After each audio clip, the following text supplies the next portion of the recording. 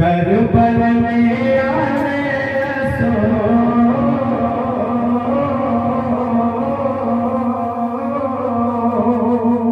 क्या बात है। करबल में आने सो बीवी फातिमा के फूल आए हैं देने का गुलशन बचाने के लिए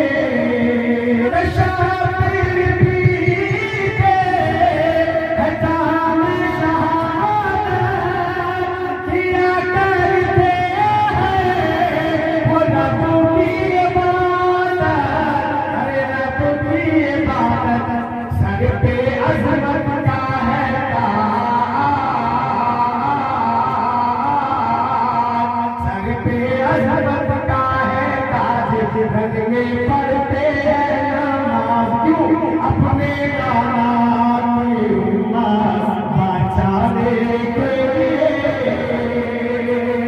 अपने नाना की उम्मत बचाने के लिए। और तारीख के हवाले से आखिरी शेर हमारे इंशाअल्लाह।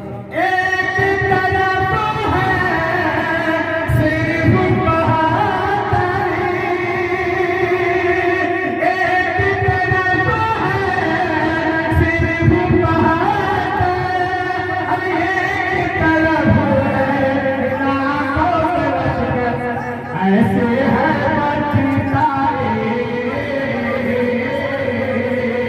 ऐसे है बचताए 72 लाखों पर भारी। एक सबक दे दिया है सामाने के लिए। क्या जादू है।